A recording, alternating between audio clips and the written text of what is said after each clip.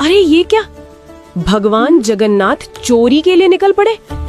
पुरी में उस रात मंदिर के पुजारी कांप रहे थे। दरवाजे खुले थे, भोग गायब था और मंदिर के बाहर नंगे पांव एक छोटा सा बच्चा रोता हुआ बैठा था।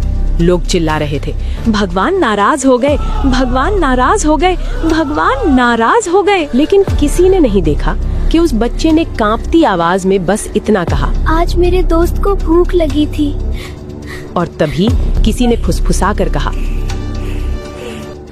ये बालक भगवान जगन्नाथ का दोस्त कैसे हो सकता है? हाँ, ये असंभव लगता है, कुछ तो गड़बड़ है। पुरी के उसी विशाल मंदिर के पीछे, जहाँ रोज घंटियां बजती थीं, जहाँ फूलों की खुशबू रहती थी, वहाँ एक छोटा सा कमरा था। वो कमरा किसी पुजारी का नहीं था, किसी राजा का नहीं था, वो था नीलू का। नीलू की उम्र कोई ठीक ठीक नहीं जानता था। कुछ कहते थे 5 साल, कुछ कहते थे 7। नीलू अनाथ था, न माँ न बाप न कोई घर। जब लोग पूछते तू कहाँ रहता है, तो वो मुस्कुरा कर कहता, यही बाबा के घर। लोग हंसते थे, पर नीलू सच कह रहा था।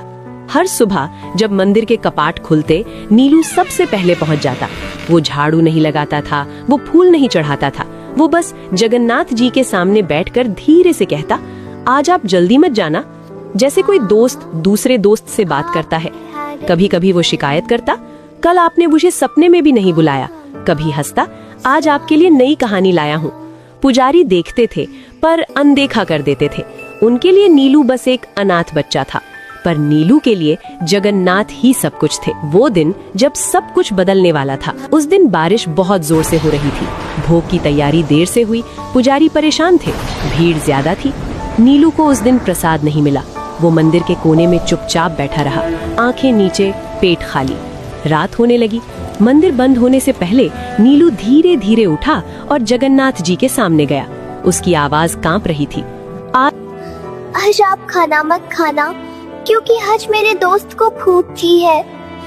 एक पुजारी गुस्से में बोला, चल हट, ये भगवान है। नीलू ने सिर झुका लिया, पर जाते जाते धीरे से फुसफुसाया, अगर आप नहीं आए तो आज मैं सो नहीं पाऊंगा। वो रात जब चोरी हुई, आधी रात, मंदिर शांत था।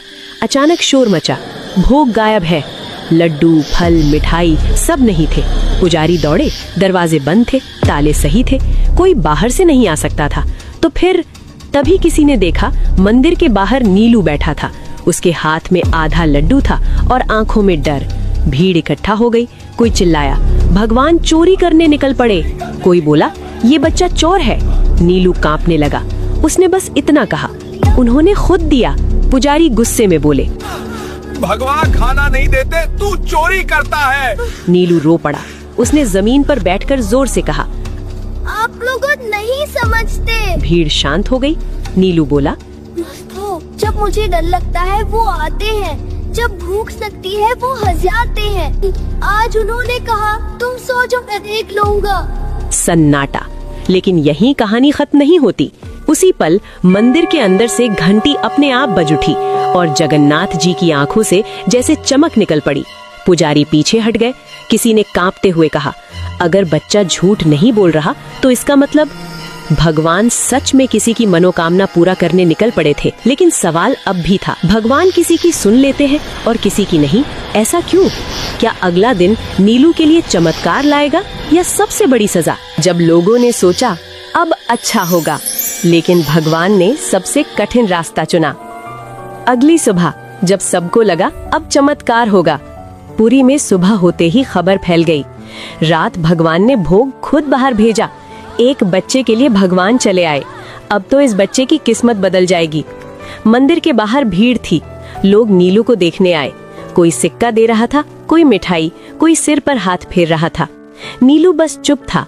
वो बार बार मंदिर के दरवाजे की तरफ देख रहा था, जैसे किसी का इंतजार हो। नीलू की एक ही जिद। एक पुजारी ने पूछा, बोल बेटा, क्या चाहिए? नीलू ने सिर हिलाया, कुछ नहीं। नीलू बोला, बस आज रात भी वो आएंगे ना? पुजारी चुप हो गया, क्योंकि वो नहीं जानता था कि भगवान हर रात किसी के लिए आते हैं या नहीं। पहला झटका जब सब उल्टा हो गया। दोपहर होते होते मंदिर समिति की बैठक हुई। कुछ बुजुर्ग पुजारी बोले, ये बच्चा गलत परंपरा बना रहा है। लोग भगवान से दोस्ती समझने लगेंगे। भक्ति डर से नहीं, नियम से चलती है। और फिर फैसला हुआ, नीलू को मंदिर से निकाल दिया जाएगा। शाम होते ही एक पुजारी नीलू के पास आया। अब तुम यहाँ नहीं रह सकते। नीलू ने धीरे से पूछा, तो वो मुझे कहाँ मिलेंगे? पुजारी ने जवाब नहीं दिया। वो पल जब सबको लगा अब अच्छा होगा। लोगों ने सोचा अब बच्चा बाहर जाएगा, कोई सेठ उसे गोद ले लेगा, अब इसका जीवन सुधरेगा। लेकिन किसी ने नहीं देखा कि नीलू मंदिर के बाहर पत्थर पर बैठकर खामोशी से रो रहा था। वो रोते हुए नहीं बोला, वो डरा हुआ था। रात जब भगवान नहीं आए, पहली बार नीलू मंदिर के अंदर नहीं था, वो बाहर बरामदे में लेटा था। आसमान में बादल थे, हवा ठंडी थी। नीलू ने आंखें बंद की और धीरे से कहा, आज आप आओगे ना? कोई जवाब नहीं, घंटियां नहीं बजी, कोई आहट नहीं। नीलू ने फिर कहा, अगर मैंने कुछ गलत कहा हो तो माफ कर देना। लेकिन उस रात भगवान नहीं आए। दूसरा झटका, जब लोग डर गए। अगली सुबह मंदिर में कुछ अजीब हुआ। भोग बना लेकिन स्वाद कड़वा था। पुजारी हैरान। फिर दूसरे दिन फूल मुरझा गए। तीसरे दिन घंटियां अपने आप बीच में रुक गईं। लोग फुसफुसाने लगे, बाबा नाराज है, बच्चे को निकालना ठीक नहीं हुआ। लेकिन तब तक नीलू कहीं और जा चुका था। नीलू का नया रास्ता, जहाँ सबको लगा अब अच्छा होगा। एक सेठ ने नीलू को अपने घर ले लिया। बड़ा घर, नरम बिस्तर, भरपेट खाना। लोग बोले, देखो भगवान ने दे दिया, अब सब ठीक है। लेकिन पहली रात नीलू बिस्तर पर बैठा रहा, खाना नहीं खाया। सेठ की पत्नी बोली, क्या हुआ? नीलू बोला, यहाँ वो नहीं आते। यहाँ वो नहीं सब हंस पड़े। सबसे बड़ा ट्विस्ट, जहाँ सब गलत साबित हुआ। तीसरी रात नीलू तेज बुखार में कांप रहा था। डॉक्टर आए, दवा दी, लेकिन नीलू बार बार बड़बड़ा रहा था, मैं गलत जगह आ गया, वो मुझे यहाँ नहीं ढूंढ पाएंगे। सेठ डर गया। उसी रात मंदिर में घंटी अपने आप जोर से बज उठी और मुख्य पुजारी बेचैन होकर उठ बैठे। उन्हें सपना आया। जगन्नाथ जी बोले, जिसे तुमने बाहर किया वो मेरा है। सुबह होते ही सेठ नीलू को लेकर मंदिर भागा। लेकिन सवाल ये था, क्या नीलू जीवित रहेगा? क्या भगवान वापस आएंगे? या अब बहुत देर हो चुकी है? और सबसे बड़ा सवाल, क्या हर बार भगवान जल्दी सुनते हैं तो वो अच्छा ही होता है? जब भगवान समय पर नहीं आए और सबने मान लिया कि अब बहुत देर हो चुकी है, वो सुबह जो किसी की जिंदगी बदल देती है। सुबह का सूरज निकला, लेकिन पुरी की हवा में वो शांति नहीं थी। मंदिर के बाहर लोग चुप थे, कोई घंटी नहीं, कोई मंत्र नहीं। सेठ की गाड़ी मंदिर के सामने रुकी। नीलू अंदर था, कमजोर, तपता हुआ, आंखें अध खुली। मुख्य पुजारी आगे बढ़े। जल्दी करो, डॉक्टर फुसफुसाए, बच्चे की हालत बिगड़ रही है। नीलू ने अचानक आंखें खोली। उसकी आवाज बहुत धीमी थी, आज वो आएंगे? किसी के पास जवाब नहीं था। मंदिर के अंदर, जहां सब कुछ गलत लग रहा था, नीलू को गर्भगृह के पास लाया गया, वो जगह जहां आम लोगों को जाने की इजाजत नहीं होती। पुजारी कांप रहे थे, ऐसा पहले कभी नहीं हुआ था। नीलू ने आंखें बंद की और बहुत धीरे से बोला, अगर आप नहीं आए तो मैं सो जाऊंगा। ये सुनकर एक बुजुर्ग सेवायत रो पड़े। जब लोगों ने पहली बार भगवान से सवाल किया, भीड़ के बीच एक आदमी चिल्लाया, अगर भगवान दोस्त है तो अब कहाँ है? किसी और ने कहा, क्यों भगवान बंदों से भी देर कर देते हैं? पहली बार पुरी में लोग भगवान से सवाल कर रहे थे और भगवान अब भी चुप थे।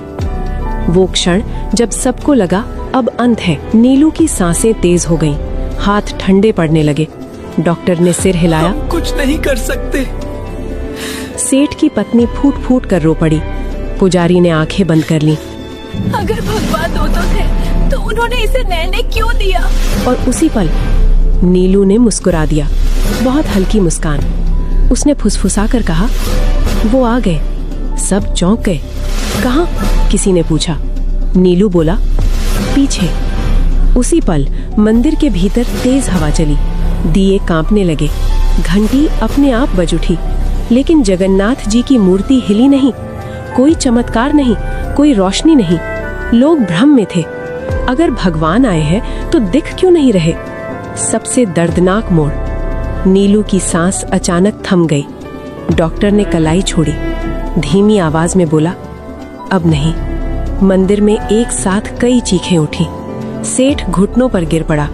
पुजारी फूट फूट कर रोने लगे और उसी पल एक पुजारी ने कांपती आवाज में कहा, अगर भगवान दोस्त थे तो उन्होंने इसे मरने क्यों दिया?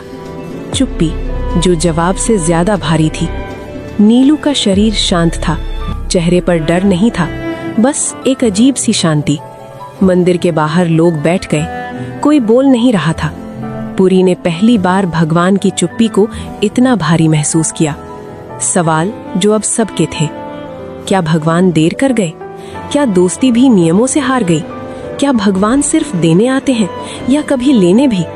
और सबसे डरावना सवाल, अगर भगवान ना आए तो विश्वास का क्या? रात होते ही मुख्य पुजारी को एक और सपना आया, लेकिन इस बार भगवान मुस्कुरा नहीं रहे थे। उन्होंने बस इतना कहा, तुम सब ने सोचा मैं देर कर गया, लेकिन तुम नहीं जानते मैं उसे लेने नहीं छोड़ने आया था। मैं उसे लेने नहीं छोड़ने आया था। वही रात जब सपना सिर्फ सपना नहीं था। नीलू के जाने के बाद पूरी उस रात सो नहीं पाई। मंदिर के आंगन में अजीब सी ठंडक थी। दिए बुझ चुके थे, लेकिन हवा में अगरबत्ती की खुशबू अब भी थी। मुख्य पुजारी अपने कमरे में बैठे थे। आंखें खुली थीं, लेकिन मन कहीं और था। उन्होंने पहली बार अपने जीवन में भगवान से कुछ नहीं मांगा, बस पूछा, अगर वो आपका था तो आपने उसे हमसे क्यों छीन लिया? उसी क्षण उनकी आंख लग गई और उन्होंने खुद को मंदिर के गर्भगृह में देखा। सब कुछ वैसा ही था जैसा रोज होता है। मूर्ति वही, दिए वही, फूल वही, लेकिन एक फर्क था। जगन्नाथ जी आज सिंहासन पर नहीं थे, वो नीचे खड़े थे और उनके पास नीलू बैठा था। नीलू वैसा नहीं जैसा सबने देखा था। नीलू अब बीमार नहीं था, कमजोर नहीं था। उसके कपड़े साफ थे, चेहरा शांत था, वो हंस रहा था और जगन्नाथ जी उसके बाल सहला रहे थे। पुजारी कांप गए। उन्होंने पूछा, अगर नीलू आपके पास है तो उसका शरीर? अगर नीलू आपके पास है तो उसका शरीर? भगवान ने उनकी तरफ देखा। उनकी आंखों में न गुस्सा था न करुणा, बस सच्चाई। भगवान बोले, तुम सब ने समझा मैं देर कर गया, लेकिन नीलू को कभी देर नहीं लगी। पुजारी रो पड़े। तो फिर वो क्यों गया? प्रभु, भगवान जगन्नाथ ने धीरे से कहा, क्योंकि वो रुकने नहीं आया था। भगवान बोले, नीलू इस जीवन में कुछ पाने नहीं आया था, वो भेजा गया था ताकि तुम सब भक्ति और डर में फर्क समझ सको। पुजारी ने कांपते हुए पूछा, पर उसने तो बहुत सहा। भगवान की आवाज और गहरी हो गई, जिसे मेरा मित्र बनना हो उसे मेरा अकेलापन भी समझना पड़ता है। पुजारी ने वही सवाल दोहराया जो सबके मन में था। आपने कहा था आप उसे लेने नहीं छोड़ने आए थे। भगवान जगन्नाथ मुस्कुराए। हाँ, नीलू को इस दुनिया से नहीं, तुम्हारे भ्रम से छोड़ा। नीलू की आखिरी इच्छा। भगवान ने नीलू की तरफ देखा। नीलू बोला, अब वो मुझे भूलेंगे ना? अब वो मुझे भूलेंगे ना? भगवान ने सिर हिलाया। नहीं, लेकिन वो मुझे ढूंढेंगे गलत जगहों पर। नीलू मुस्कुराया। कोई बात नहीं, जब कोई बच्चा रोएगा तो आप वहाँ रहना। भगवान की आंखें पहली बार नम हुई। पुजारी की आंख खुली। सुबह हो चुकी थी, लेकिन मन अब वैसा नहीं था। उन्होंने तुरंत मंदिर के सभी सेवायतों को बुलाया और कहा, आज से मंदिर में कोई बच्चा बाहर नहीं सोएगा। आज से भक्ति डर से नहीं चलेगी। उसी दिन एक अनाथ बच्ची मंदिर के बाहर मिली। वो रो रही थी। पुजारी ने उसे गोद में उठाया और पहली बार जगन्नाथ मंदिर में एक छोटा सा कमरा बच्चों के लिए खोला गया। लोग बोले, नीलू चला गया, लेकिन सच्चाई ये थी, नीलू अब हर जगह था। कहानी अब सवाल नहीं पूछती, वो चुप करा देती है। लेकिन अभी भी एक चीज बाकी है। अगर नीलू सिर्फ संदेश था, तो असली बदलाव कब आएगा? क्या भगवान सच में किसी की मनोकामना जल्दी और किसी की देर से पूरी करते हैं? चमत्कार जो दिखा नहीं, लेकिन सबको बदल गया। उस सुबह पुरी में कुछ भी अलग नहीं दिख रहा था। सूरज वैसे ही निकला, घंटियां वैसे ही बजी, भीड़ वैसे ही आई, लेकिन जिनकी आंखें खुल चुकी थीं, उन्हें सब कुछ अलग लग रहा था। मुख्य पुजारी पहली बार भीड़ से पहले मंदिर के बाहर खड़े थे, वहाँ जहाँ नीलू बैठा करता था। नीलू की जगह पर आज एक छोटा सा कपड़ा रखा था। उस पर फूल नहीं थे, दिया भी नहीं था, बस एक साधारण सी चटाई। एक सेवायत ने पूछा, ये किसके लिए है?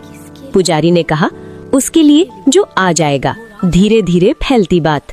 पहले दिन एक बच्चा आया, दूसरे दिन 2, तीसरे दिन 4। कोई नहीं जानता था कि खबर कैसे फैली। बस इतना हुआ कि अब मंदिर के बाहर कोई बच्चा अकेला नहीं बैठता था। पहला बदलाव पूजा में।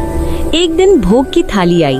पुजारी ने हाथ जोड़े और पहली बार ये शब्द बोले, अगर किसी बच्चे को आज भूख है तो पहले उसे। सेवायक चौंक गए, पर किसी ने विरोध नहीं किया। लोगों के भीतर शुरू हुई हलचल। भीड़ में एक आदमी फुसफुसाया, पहले भगवान से डर लगता था, अब थोड़ा अपना सा लगता है। किसी ने कहा नीलू मर गया और किसी ने जवाब दिया, नहीं, नीलू समझ आ गया। जहाँ लोग कुछ और चाहते थे। कुछ लोग नाराज भी थे। एक व्यापारी बोला, हम सालों से चढ़ावा दे रहे हैं, फिर भी हमारी मनोकामना नहीं पूरी होती।